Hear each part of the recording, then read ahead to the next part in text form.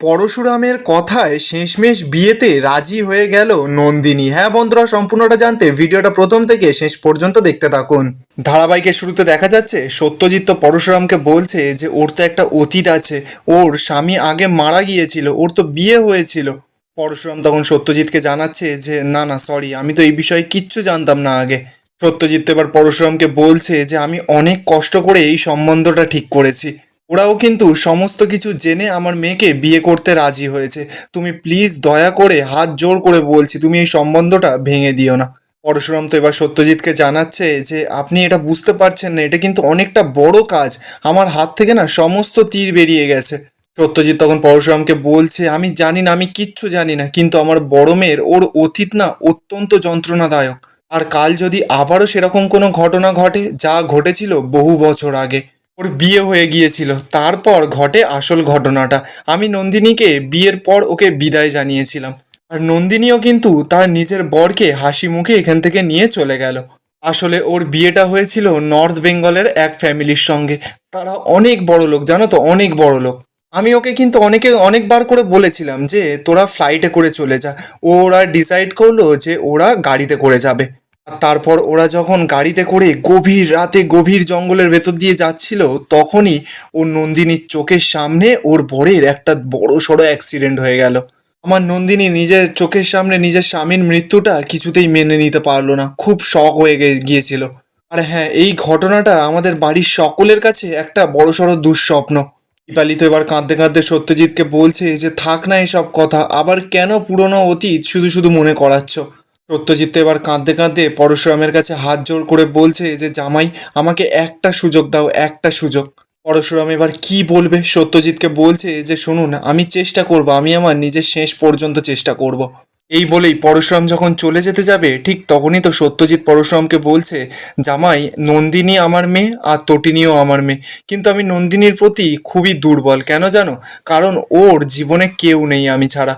তাই আমার তো বয়স হচ্ছে, আমার যদি কিছু হয়ে যায় ওর তাহলে কি হবে? আমি চাই এই ড্রয়িং রুম থেকেই ওকে বিদায় দিয়ে বিয়ে দিয়ে বিদায় করতে চাই। আর সব থেকে বড় কথা, আমি কিন্তু নন্দিনীকে সুখী দেখতে চাই, আর নন্দিনী যদি সুখে না থাকে তাহলে কিন্তু কেউ সুখে থাকবে না। তটিনীতে এবার সত্যজিৎকে বলছে যে ড্যাডি তুমি এইভাবে কেন বলছো? সত্যজিৎ তখন নন্দিনীকে বলছে যে তুমি চুপ করো, তুমি একদম চুপ করো, কালকে ঠিক টাইম মতন অনুষ্ঠানে চলে আসবে। সত্যজিৎ এবার পরশুরামের কাছে গেছে, পরশুরামকে গিয়ে বলছে যে আর জামাই, তুমি কিন্তু তটিনীর সঙ্গে সঙ্গে থেকে এই কালকের অনুষ্ঠানটা উতরে দিও।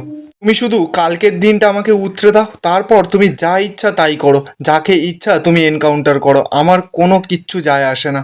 পরশুরাম তো এবার কথাটা শুনে ওখান থেকে চলে যায়, তটিনীও তো পরশুরামের পেছন পেছন চলে যায়। দীপালি তো এবার সত্যজিতের কাছে গিয়ে বলছে যে কেন আবার পুরোনো দিনের কথাবার্তা নিয়ে ঘাঁটাঘাঁটি শুরু করলে তুমি, এখন যদি নন্দিনী জানতে পারে তাহলে? সত্যজিৎ তখন দীপালিকে বলছে যে নন্দিনী কোনো কিচ্ছু জানতে পারবে না। আর আমি তো ওই পরশুরাম মানে জামাইকে তো জানিয়ে দিয়েছি যে নন্দিনীর এই পাকা দেখাতে কোনোভাবে যদি কোনো কিছু বানচাল হয়, তার ফল কিন্তু খুব খারাপ হবে। অপরদিকে দেখা যাচ্ছে তটিনী আর পরশুরাম তো মনটা খারাপ করে সিঁড়ি থেকে নিচে নামছে। ঠিক তখনই তো ভূমিকা তটিনী আর পরশুরামের কাছে গেছে, ওদেরকে বলছে যে কিরে তোরা খাবি না? পরশুরাম তখন ভূমিকাকে জানায় যে না, আমি আর খাবো না। তটিনীও তো এবার ভূমিকাকে বলছে যে বৌমনি, আমি বলছি শোনো না, আমি প্রসাদ মুখে দিয়েছি বুঝলে তো, আমি অল্প খেয়েছি। এদিকে দেখা যাচ্ছে পরশুরাম তো মন খারাপ করে দাঁড়িয়ে আছে, ঠিক তখনই তো ভূমিকা পরশুরামের কাছে যায়, গিয়ে বলছে কি ব্যাপার, জামাইয়ের কি ধর্ম সংকট হয়েছে নাকি? পরশুরাম তো এবার তার উত্তরে বলছে যে ঠিক ধর্ম সংকট নয়, কিন্তু অধর্মের সংকট হয়েছে এটা বলতে পারেন। ভূমিকা তো এবার পরশুরামের কথা বুঝতে পারে না, বলছে মানে?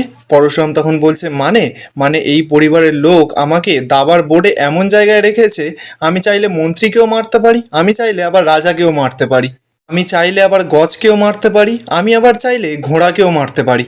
কিন্তু প্রবলেমটা একটা জায়গায়, আমি কোথাও থেকে মুভ করতে পারছি না, আমি মুভ করে গিয়ে কাউকে বলতে পারছি না যে চেকমেট। তটিনীতে এবার পরশুরামকে বলছে যে তুমি একটু শান্ত হও, তুমি একটু শান্ত হও।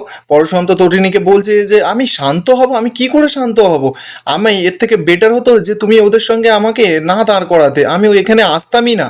ভূমিকাও তো এবার পরশুরামকে বোঝাচ্ছে, বলছে তুমি একটু শান্ত হও। ভূমিকা এবার এটা বলার পর পরশুরাম ভূমিকাকে জানাচ্ছে যে আমি কি করে শান্ত হব? আমাকে এমন একটা দায়িত্ব দেওয়া হয়েছে যেটা খুবই কঠিন, বলছে নাকি পরিবারটাকে পুরো এক করতে হবে, আমি নাকি সকলকে ফিরিয়ে নিয়ে আসবো, এটা কি করে হবে? ভূমিকা তখন পরশুরামকে বলছে যে কি বলো তো, একটা বৃদ্ধ মানুষ তোমার কাছে শুধুমাত্র এইটুকাই সাহায্য চেয়েছে, তুমি তো সেটা করতে পারবে, তাই জন্য যতই হোক তুমি তো এই বাড়ির জামাই, তাই না? পরশুরাম তখন বলছে যে হ্যাঁ জামাই তো, কিন্তু আমার তো আরেকটা পরিচয় আছে, কালকেই ওদেরকে হিয়ারিংয়ে তোলার ডেট, আর তার মধ্যে ওনারা বলছে নাকি নন্দিনী মুখার্জির কালকে পাকা দেখা। আপনি বুঝতে পারছেন আমার সিচুয়েশনটা? একবার বুঝতে পারছেন কি? ভূমিকা তো এবার নন্দিনীর কাছে গেছে, নন্দিনীকে গিয়ে বলছে নন্দিনী প্লিজ তুই ওকে একবার বোঝা, দেখ আমি তো তোদের কাছে কোনোদিনও কোনো আবদার করিনি, আমি জানি এটা অন্যায় আবদার, আমি কিন্তু না চাইতেও সব সময় তোদের পাশে দাঁড়িয়েছি, কিন্তু কখনো কখনো তো পরিবারের পাশে দাঁড়ানোটাও দরকার, তাই না? পরশুরাম তো এবার ভূমিকাকে জানাচ্ছে যে আপনি কিন্তু ভুল করছেন, এটা কিন্তু আমার পরিবার নয়। ভূমিকা তখন বলছে যে তাও আমি মানছি, কিন্তু কিছু তো দায়বদ্ধতা থেকে থাকে, তাই না? নন্দিনী তো এবার ভূমিকাকে বলছে যে প্লিজ বৌমনি, ওকে না আর একদম চাপ দিয়ে না, ও এমনিতেই অনেকটা মানসিক চাপে আছে। পরশুরাম তো এবার চিন্তা করতে করতে ওখান থেকে চলে যায়। তটিনী তো এবার যখনই যেতে যাবে ঠিক তখনই তো ভূমিকা তটিনীকে আটকাচ্ছে, তটিনীকে বলছে যে প্লিজ তটিনী, তুই তো এই বাড়ির মেয়ে, তুই প্লিজ ওকে একবার বোঝা, তুই বিশ্বাস কর নন্দিনীকে অনেক কষ্ট করে রাজি করানো হয়েছে, আর পাত্রপক্ষ নন্দিনীকে পছন্দ করেছে, তাই ওদের পাকা কথা ডেটও দিয়েছে, তুই প্লিজ একটু দেখিস যে তোর বাবার যাতে মাথাটা নত না হয়, তো কালকের দিনটা কিন্তু অনেকটা ইম্পর্টেন্ট তটিনী। তটিনী তখন ভূমিকাকে বলছে যে কালকের দিনটা শুধুমাত্র বলছো কেন বৌমণি, এখন তো প্রত্যেকটা দিনই আমাদের কাছে ইম্পর্টেন্ট। তবে বৌমণি এই কথাটা তো সত্যি, ওর না বোর্ডের এমন জায়গায় ওর অবস্থা যেখানে ও এগোতেও পারছে না, না পিছাতে পারছে। বৌমণি তুমি মনে হয় ওর অবস্থাটা বুঝতে পারছো না, ও কিন্তু ওর জায়গা থেকে ও ঠিক, ও কিন্তু একজন সৎ অফিসার। ভূমিকা তো এবার তটিনীকে বলছে যে আমি জানি সব কিছু, কিন্তু তুই প্লিজ, আমি তোর কাছে রিকোয়েস্ট করছি তুই আমার কথাটা রাখ, আমি শুধুমাত্র তোর দিদি নন্দিনীর মুখের দিকে তাকিয়ে এটা বলছি, ও যাতে দ্বিতীয়বার আঘাত না খায়, আর আমি জানি ও দ্বিতীয়বার আঘাত খেলে ও কিন্তু বাঁচবে না। দেখ ও যতই হোক, ও কোর্টে গিয়ে বড় বড় কথা বলুক না কেন, ডায়লগ দিই না কেন, কিন্তু ও তো ভেতর থেকে একজন নারী। দেখ তুই যেমন তোর বর সংসার সমস্ত কিছু নিয়ে খুব ভালো আছিস, সুখে আছিস, ও তো একটা মেয়ে, ও তো চায় যে ওর ঘর বাড়ি সংসার সমস্ত কিছু হোক, তাকে আগলে রেখে ও ভালোভাবে বাঁচতে পারে।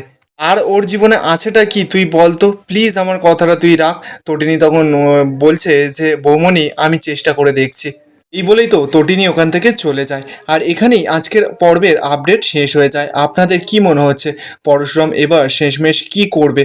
ও কি সত্যি সত্যি সকল অপরাধীদের ছেড়ে দেবে? কমেন্টে আপনাদের মতামতটা অবশ্যই জানাবেন, আর ভিডিওটা ভালো লেগে থাকলে চ্যানেলটা সাবস্ক্রাইব করে যাবেন।